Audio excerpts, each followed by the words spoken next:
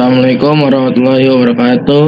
Kami dari kelompok 5 ingin mempresentasikan analisis perspas yield pada proses produksi makanan beku pada UMKM.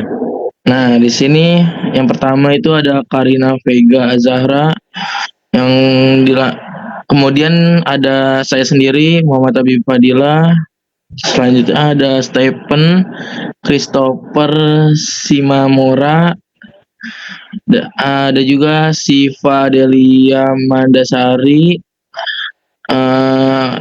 Wanda Ayu Rizkiani, dan Yulia Hasbita Putri. Next.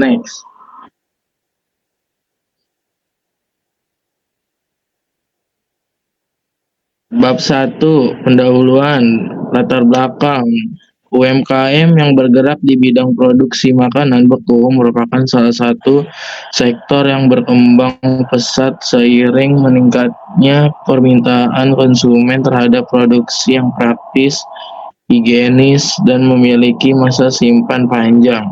Pertumbuhan ini mendorong perilaku UMKM untuk memastikan bahwa proses produksinya memiliki standar kualitas yang konsisten sehingga produksi yang dihasilkan mampu memenuhi kebutuhan pasar. Next. Langsung. Di sini ada rumusan masalah. Yang pertama itu bagaimana kondisi first pass yield pada proses produksi makanan beku pada UMKM dalam periode pengamatan. Yang kedua itu apa saja kesenjangan antara hasil aktual dan standar FPY yang ditetapkan. Yang ketiga itu ada apa faktor penyebab rendahnya FPY berdasarkan analisis akar masalah. Yang keempat itu apa rencana tindakan yang dapat diterapkan untuk meningkatkan FPY.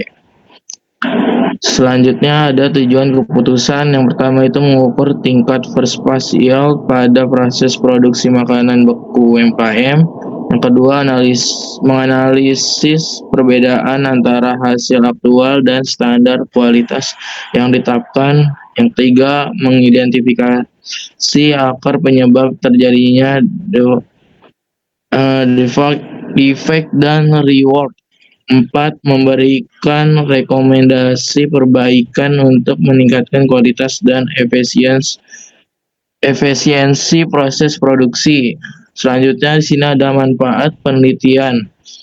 Yang pertama itu ada manfaat teoritis, menambahkan pengetahuan mengenai penerapan standar pengendali kualitas penggunaan FPY dan menjadi referensi bagi pengembang studi manajemen operasi dan kualitas di UMKM. Yang kedua ada manfaat praktis, memberikan gambaran kondisi kualitas produksi UMKM secara faktual, membantu UMKM menentukan langkah perbaikan yang efektif,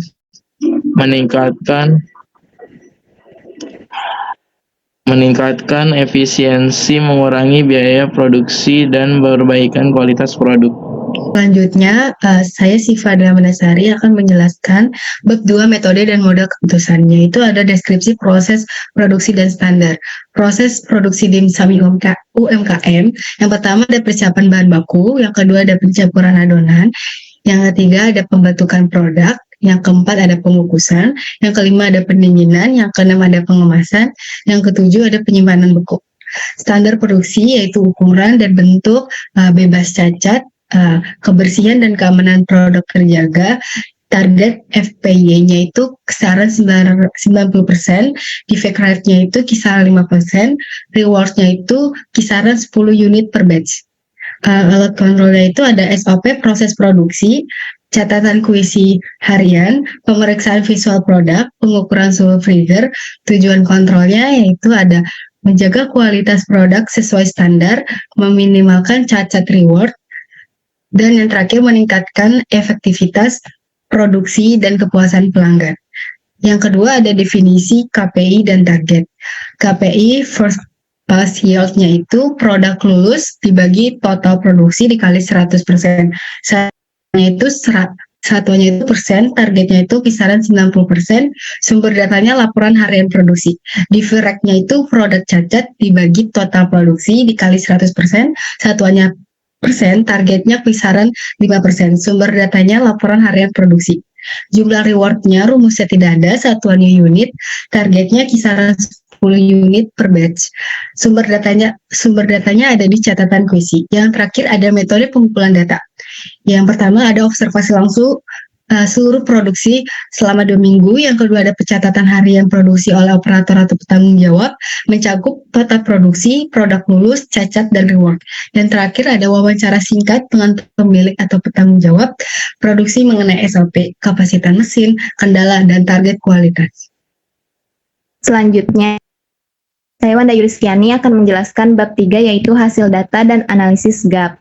Nah, di bab 3.1 di sini ada tabel data produksi.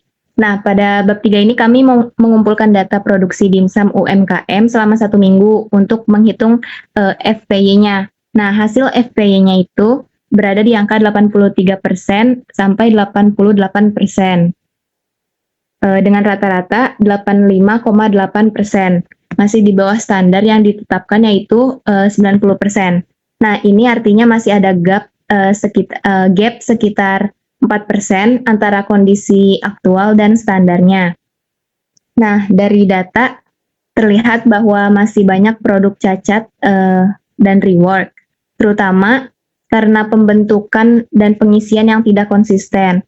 Setelah dilakukan analisis akar masalah menggunakan metode 5 whys, ditemukan bahwa penyebab utamanya adalah proses produksi yang masih sangat bergantung pada keterampilan manual operator. Belum adanya SOP yang tertulis dan jelas, serta tidak adanya sistem pengendalian mutu yang bersifat preventif. Nah, selanjutnya di sini ada diagram tulang ikan secara ringkas. Nah, di diagram fishbone ini diperjelas lagi yaitu 4 faktor utama penyebab rendahnya FPY-nya, yaitu yang pertama manusia, yaitu operator yang kurang terlatih, yang kedua mesinnya yang kapasitasnya terbatas, terus yang ketiga metode, SOP-nya belum jelas dan belum diterapkan secara konsisten, dan yang terakhir materialnya atau bahannya, kualitas bahan baku bervariasi. Secara keseluruhan, bab 3 menunjukkan bahwa kualitas produksi UMKM masih belum stabil dan perbaikan masih sangat dibutuhkan agar FPY-nya itu dapat meningkat secara standar yaitu sebesar 90%. Sekian dari saya. Saya Yulia Hasmita Putri akan menjelaskan bab 4, pembahasan dan rencana tindakan. Pembahasan hasil. Rendahnya FPY disebabkan oleh variasi manusia, human variation, kurangnya SOP, dan tidak adanya kontrol kualitas preventif. UMKM sangat mengandalkan keterampilan manual sehingga variasi bentuk, ketebalan, dan isian menjadi tinggi. Gap 2-7% menunjukkan hasil potensi peningkatan signifikan bila dilakukan perbaikan proses sederhana seperti penggunaan skup takar, SOP visual, dan pelatihan singkat. Rencana tindakan atau tindakan korektif. Tindakan menyusun SOP ukuran, teknik pembentukan, pengisian. Pitch pemilik UMKM, tenggat waktu 7 hari, indikator keberhasilan, SOP tersusun dan diterapkan dalam produksi. Kedua, pelatihan operator 30 menit per tahapan. Pitch-nya pemilik, tenggat waktu 2 hari, indikator keberhasilan, operator bekerja konsisten mengikuti SOP. Ketiga, menggunakan alat bantu, sendok takar atau mold. Pitch-nya pemilik, tenggat waktu setiap hari. Indikator keberhasilan, variasi ukuran produk turun minimal 30%. Yang keempat, melakukan maintenance rutin mesin mixer untuk mencegah overload dan ketidakkonsistenan adonan. Pitch teknisi atau pemilik, tenggat waktu 1 bulan. Indikator keberhasilan, mesin tidak overload 2 minggu berturut-turut. Lalu nama saya Kalina Vega Zara. Lalu selanjutnya saya akan membacakan rencana tindakan atau tindakan korektif. Tindakan yang kelima itu menetapkan checklist harian inspeksi kualitas sebelum pengemasan. Peak-peaknya itu operator tenggatnya itu setiap hari, lalu indikator keberhasilan itu penurunan produk cacat minimal 10% dalam 2 minggu. Lalu tindakan yang keenam mengatur ulang layout area kerja agar lebih ergonomis, mengurangi kelelahan operator. Peaknya itu pemilik, tenggatnya itu 3 hari, indikator keberhasilannya itu pengurangan kesalahan manual atau rework minimal 15%. Lalu tindakan yang ketujuh melakukan monitoring FPY mingguan dan review hasil bersama. Peaknya itu pemilik, tenggatnya tiap akhir minggu. Indikator keberhasilan itu FPY meningkat hingga mencapai target 90%.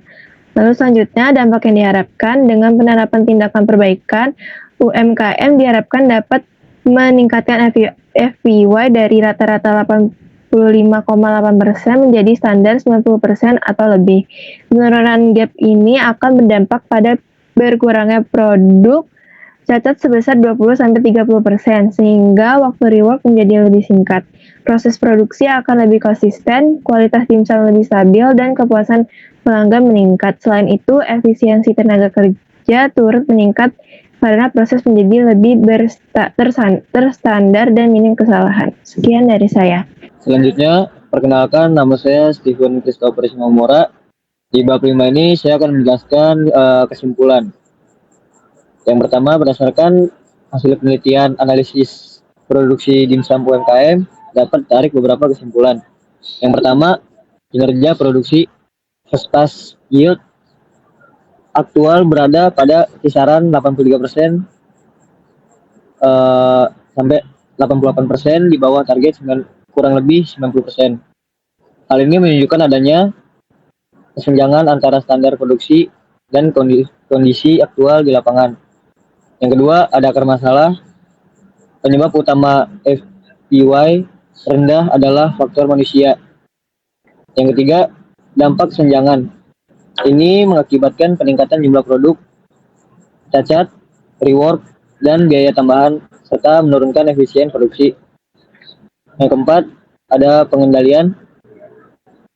Penerapan alat kontrol seperti SOP, catatan QC, pemeriksaan visual, dan pengukuran suhu efektif sebagai acuan untuk meningkatkan kualitas dan FPY. Yang terakhir ada saran. Berdasarkan temuan dan analisis, beberapa saran yang dapat diterapkan oleh UMKM dimsum untuk meningkatkan kinerja produksi. Yang pertama, ada perbaikan SOP, menyusun dan menyosialisasikan SOP kecampuran. Yang kedua, ada pelatihan operator, memberikan pelatihan kepada operator untuk meningkatkan keterampilan. Yang ketiga, ada pemeliharaan mesin, melakukan maintenance rutin pada mesin mixer untuk mencegah overload dan memastikan adonan merata.